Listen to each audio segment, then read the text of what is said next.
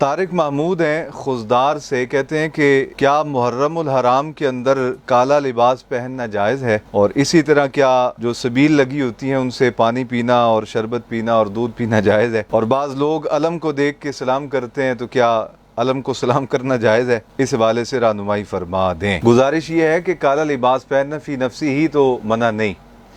لیکن بعض اوقات کوئی عمل اس وجہ سے بھی ناپسندیدہ قرار پاتا ہے کہ وہ عمل کرنے والے لوگوں کا ایک خاص تشخص بن گیا ہوتا ہے، اس تشخص سے بچنے کے لیے اس عمل کو ناپسندیدہ قرار دیا جاتا ہے، جیسا کہ کالا لباس پہننا۔ چونکہ ایک طبقہ ایسا ہے کہ جو صحابہ کرام علیہم الرضوان کے حوالے سے نامناسب گفتگو کرتا ہے، وہ الفاظ کہتا ہے، وہ بات کہہ دیتا ہے کہ جو سراسر زیادتی اور ظلم اور جھوٹ اور تبرے پہ مبنی ہوتی ہے۔ اس وجہ سے کہ اگر کسی استاد کے شاگرد نالائق نکلیں تو لوگ شاگردوں سے زیادہ استاذ کو کوستے ہیں کہ استاذ نالائق ہے کہ جس نے شاگردوں کو قابل نہیں بنایا، جس کے پاس پڑھ کے بھی شاگرد نالائق ہی رہے، استاذ ٹھیک نہیں۔ آپ ذرا تصور کریں اسی بات کو کہ جب آپ نبی اکرم صلی اللہ علیہ وسلم کے صحابہ سے متعلق کوئی اس طرح کی ہلکی بات کریں گے تو پھر اس کا ڈائریکٹ اثر جو ہے وہ نبی اکرم صلی اللہ علیہ وسلم کی ذات اقدس پر جائے گا، اور اگر کوئی شخص حضور کی ذات کو نقصان پہنچائے یا کسی کا لفظ، کسی کا قلم، کسی کا لکھا ہوا جملہ، کسی کی کہی ہوئی بات اگر واقع مولا صلی اللہ علیہ وسلم کی ذات اقدس پر، حضور کی تربیت پر اعتراض بن جائے تو بتاؤ اس کا ایمان سلامت رہے گا؟ ہرگز نہیں رہے گا۔ وہ ایمان کی نعمت سے محروم ہو جائے گا، وہ دولت ایمان سے ہاتھ دھو بیٹھے گا۔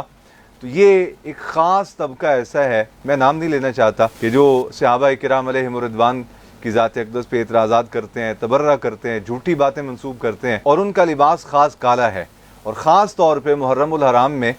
وہ کالا لباس بطور یونیفارم استعمال کرتے ہیں، اپنے مذہبی تشخص کے طور پہ استعمال کرتے ہیں۔ تو اس لیے ہمارے بزرگوں نے منع فرمایا کہ محرم الحرام کے اندر اہل سنت و جماعت جو سراسر ادب والے ہیں، صحابہ کرام کا بھی ادب اس لیے کرتے ہیں کہ حضور کے ساتھ نسبت ہے، اہل بیت اطہار کا بھی ادب اس لیے کرتے ہیں کہ ان کی بھی حضور کے ساتھ نسبت ہے، اولیاء، علماء، احادیث، قرآن، ان سب کا احترام اور ان سے محبت اس وجہ سے کرتے ہیں کہ ان کی نسبت خدا اور مصطفیٰ کے ساتھ ہے۔ تو فرمایا اہل سنت و جماعت جو ہیں، جو ادب والے ہیں، جن کے پاس ادب کی دولت ہے، وہ اپنا لباس بھی ایسے لوگوں کی طرح نہ پہنے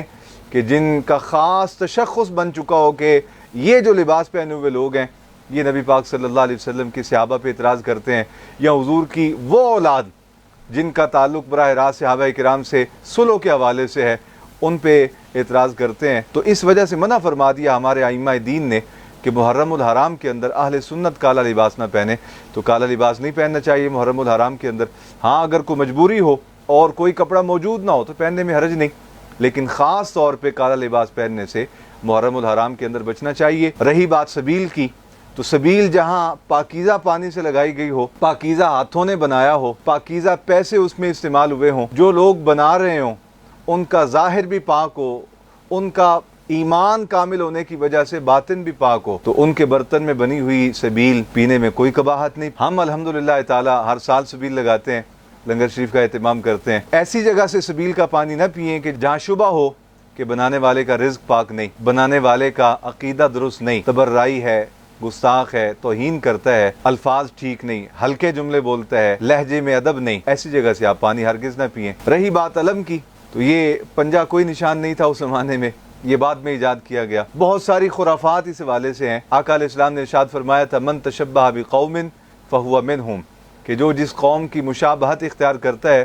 قیامت والے دن اسی قوم کے ساتھ اٹھایا جائے گا۔ اگر آپ چاہتے ہیں کہ قیامت کے دن آپ کا شمار ان لوگوں میں ہو کہ جن کا عقیدہ درست نہیں، جو راہ راست سے ہٹے ہوئے ہیں، ہلکے جملے بولتے ہیں، نامناسب الفاظ کہتے ہیں اہل بیت اطہار کے لیے، اصحاب رسول کے لیے، تو پھر آپ یہ سارا کچھ کریں۔ اور اگر آپ چاہتے ہیں کہ قیامت والے دن آپ کا حشر آقا علیہ السلام کے غلاموں میں ہو تو پھر ان ساری چیزوں سے آپ بچیے۔ احتیاط احتیاط احتیاط۔ ہمارے بزرگ درویشوں کو نصیحت فرمایا کرتے تھے، فرمایا تم اس راہ سلوک کے مسافر ہو اور ہمارے پاس اللہ اللہ سیکھنے آئے ہو، تو یہاں سب سے مضبوط چیز جو تم نے پکڑنی ہے وہ احتیاط ہے۔ احتیاط کرو، فرمایا جب تم احتیاط کرو گے